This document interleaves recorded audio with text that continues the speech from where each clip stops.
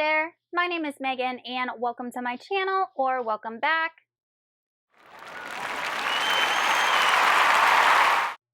Today I'm going to be doing a spoiler-free review for House of Hollow by Krystal Sutherland.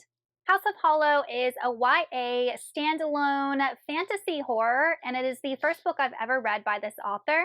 The way that I structure my reviews is I tell you what the book is about, some things that I liked and some things that I didn't like, and then I give the book an overall rating, and then you can decide on your own if you want to read it or not. But before we go ahead and get on into the review, if you're not already subscribed to my channel, please go ahead and hit that subscribe button, as well as the little bell icon so you can be notified every time I post new bookish content. I post new videos every Monday, Thursday, and Saturday. Also, don't forget to check down the description box below for links to my Amazon shop, my Patreon, as well as other videos related to this review. In House of Hollow, we are following three sisters. The main sister, whose point of view we're reading from, is Iris. She's the youngest. She's 17. Then we're following her older sister, Vivi, and her older sister, Gray, and they live in England. And when they were young children, these three girls disappeared for about a month and then showed up again. And neither one of the children can remember where they went, what happened, anything within that month's period of time. And the girls came back a little bit different. So their hair turned stark white, their eyes turned dark black, and they developed these very strange abilities, very mild strange abilities. And the major one is the ability to influence people. So a couple of times in the book, the girls will kiss someone and it kind of makes that person drunk for them, so they're able to manipulate them, tell them to do something, and they do it. So any sort of, I don't know if it's any sort of touch or just kissing someone, because the author didn't really specify, but they have this influence over other people through physical touch. And the older sisters will use this power sometimes. Iris never uses it really because she doesn't think it's right to do that to people. So what happens in this book is that it's 10 years after their disappearance and return. And the older sister, Gray, who is this famous supermodel, like uber famous, rich, she goes missing. And Iris and her other sister, Vivi, who is in a rock band, have to figure out what happened to her. So they start to investigate Gray's disappearance and put some pieces together to finally figure out what happened to her. And while they're going through the investigation of what happened to Gray, they begin to put the pieces together of what happened to them when they were children, where exactly they disappeared to, if they were harmed, and basically learn more about themselves and some information about where they got these strange magical abilities. So that is what the book is about. So now I'm going to jump into the things that I liked. So the things that I liked in this book were definitely the atmosphere. So like I said, this is a fantasy horror. It is YA, so the horror elements are fairly mild, but they're definitely there. So there is some body horror in this. So they discuss things like seeing dead people with like worms and maggots and flowers growing out of their eyes and orifices, and it is a bit unsettling. The author is really, really good at using sensory detail to convey disgust. The way that she uses like smells and all of that really, really immersed me in the book. She really focused on smells in this book for some reason. There is like a lot of things that have to do with plants in this book. I mean, if you look at the cover, she's got flowers growing on her face. So she really incorporates a lot of smells of plants and natural things and rot and decay and all of that into this book. And it can be a bit much at times because almost every single scene is described by the smell. So it can get a bit repetitive, but at the same time, I felt that it really contributed to the atmosphere that the author was trying to communicate. So that's like a double-edged sword. Regardless, I really liked the atmosphere. Also, there was a lot of creepy elements in this book. So you're talking about these young girls that got kidnapped, which is just creepy in general. And then Iris, there's someone stalking Iris, and they think that it has to do with the kidnapping of Gray. And it's described as, I think it's pronounced a minotaur. So it has like a bull skull or a bull face that is chasing after these girls. And there were just scenes where this being is stalking these girls that was just absolutely creepy. And there were some scenes where this being was stalking these girls and coming after them and being violent towards them that was absolutely creepy. There was this scene in a hospital that I immediately imagined this like slasher movie.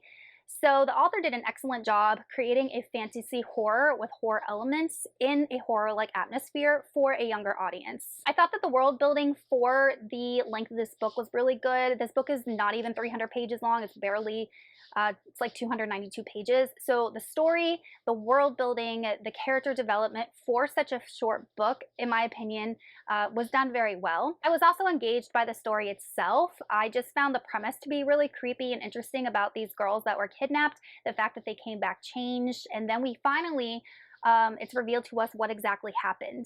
So I think that the author did an excellent job setting up the story with this mystery and just adding in those breadcrumbs to keep me interested and keep me wanting to read to find out exactly the truth behind everything, and that truth was 100% revealed.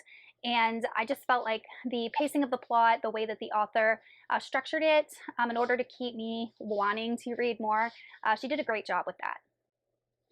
As for the things that I didn't like, there was this one character named Tyler, and Tyler was Gray's boyfriend, and I really didn't like him at all. I really didn't think that he needed to be in the story. I feel like the author just added him in for comedic relief, and he is Korean British, and I just felt like the author might have just added him in, and he's like the only male in the book, so I think the author was like, oh, we need diversification, let's add a male, and just like put him in there, and I didn't feel like he really served any type of purpose. And there was this weird scene between Iris, our MC, and Tyler. So the whole book, I'm like, oh my gosh, this is a YA book without romance. Like, that's very rare for our main character not to have any romantic inclinations. And then there was this scene between the two of them, and then that completely ruined that. And it was just so absolutely unnecessary. And it was just thrown in at the weirdest awkward moment. It wasn't needed. Like, it wasn't needed. And then, like, Tyler, the whole plot line with him for me was just pointless. You just didn't need it. You had enough of a plot with these three sisters to add in what happened to him. So like I said, this is a spoiler-free review. I just felt like all of that was clunky. Not to mention, I found his humor to be 100% completely not well done. Then we get on into the characters themselves. The main character, Iris, I didn't mind her so much. I'm really glad that I read from her point of view because Vivi, I did not like at all, and Gray, I did not like at all. I found the two older sisters just to be absolutely horrible. Honestly, they treated their mother like utter crap, and if I knew those people in real life, I would not want to associate with them just because I don't agree with how they treated other people. But Iris like idolized her older sisters and wanted to do everything they did, and they are a big part in her life, but I really found no connection to either one of the older sisters. But Iris did have like a moral compass. You know, we hear a lot of her decisions in the book revolve around, you know, I'm not going to leave mom, I'm not going to do that to mom, I'm not going to do that to other people, even though I have this magical ability to use it is wrong. So I'm really glad that our MC had a moral compass because her older sisters absolutely did not. And then we go ahead and get on into the mystery. So like I said, I really did enjoy the mystery and the premise and the clues that we were given that led up to the ending. I really did enjoy that. But if you are looking for a book where the characters are the whole time putting clues together and thinking critically to solve a mystery, this is not it. So the deciphering of clues, you know, just wasn't there really. And the main way that these sisters figured out where Gray was is because they're all magical and they're connected to each other. So they can go into a room and be like, oh, Gray was here. Like, they feel her presence. Like, there was just absolutely hardly any detective work in this book whatsoever. They basically could just figure out where she was, like if she'd already been there, because they felt her and they're connected to each other.